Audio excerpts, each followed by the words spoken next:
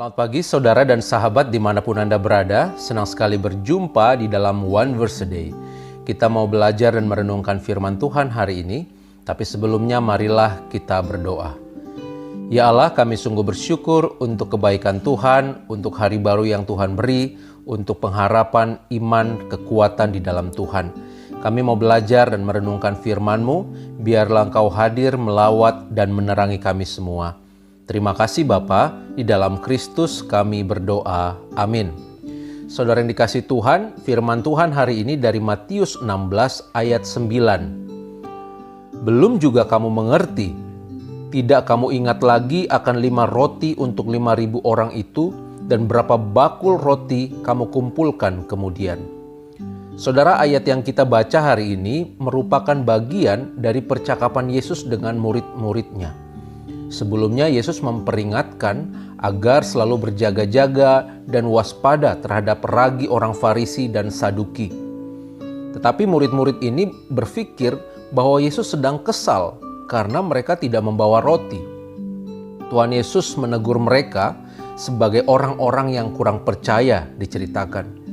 Tuhan Yesus mengingatkan apakah mereka sudah lupa dengan mujizat memberi makan 5.000 orang. Jika memang yang dia maksudkan tidak ada roti, apa susahnya sekali lagi bagi Yesus untuk mengadakan mujizat dan memberi makan untuk segelintir orang di dalam perahu.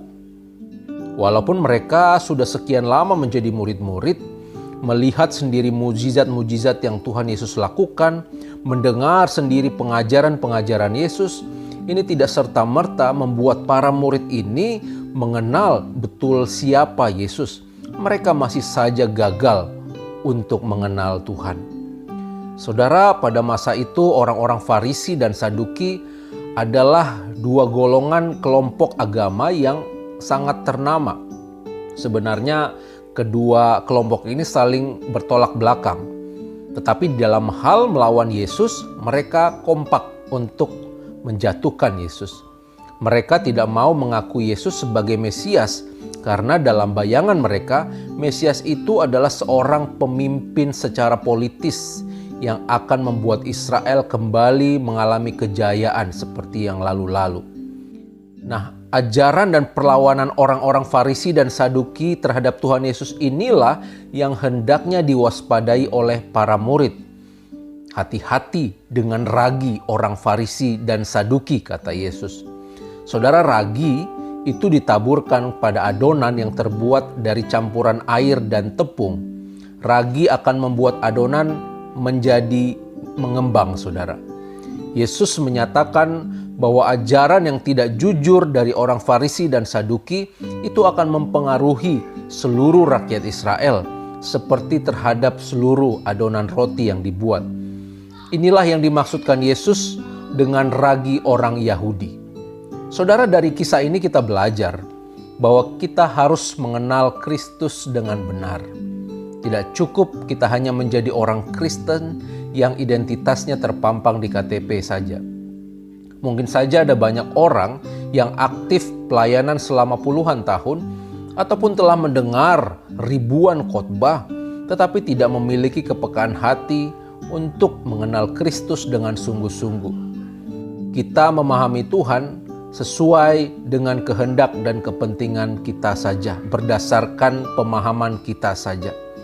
Tetapi hari ini kita diingatkan untuk sungguh-sungguh mengenal Tuhan seperti yang Tuhan maksudkan, yaitu dengan membangun hubungan setiap hari. Kita merendahkan hati agar bukan maksud dan rencana kita yang memimpin kita di dalam mengenal Tuhan, tetapi hikmat Allah itu sendirilah yang sungguh-sungguh menerangi kita agar kita kemudian dapat melakukan firman-Nya. Lewat proses tersebut, hari demi hari, saudara, kita akan bisa mengenal jalan-jalan Tuhan, mengenal kehendak Tuhan, mengenal bagaimana cara kerja Tuhan. Dan lewat itu semua, ketika kita melakukan firman Tuhan, Allah dapat memakai kehidupan kita untuk menjadi perpanjangan tangan Tuhan, menyatakan kemuliaan Tuhan lewat kehidupan kita. Biarlah Roh Kudus yang menuntun dan membantu kita dalam memenuhi panggilan tersebut. Kita semakin mengenal Tuhan dan memiliki hubungan yang erat dengan Kristus yang sudah menyelamatkan kita. Amin. Mari kita berdoa. Ya Allah, kami sungguh bersyukur untuk firman Tuhan yang boleh kami dengar dan kami renungkan. Kami diingatkan hari ini agar kami terus membangun hubungan kami setiap hari, setiap saat dalam rangka kami mengenal Tuhan. Biarlah Bapa, hari demi hari setiap waktu yang kami jalani itu kami manfaatkan sebagai sebuah kesempatan untuk menjalin hubungan yang sejati dengan Tuhan. Akhirnya hidup kami pun boleh menyerupai Kristus. Terima kasih Bapa, di dalam Kristus kami sudah berdoa. Amin. Tuhan memberkati kita semua, saudara.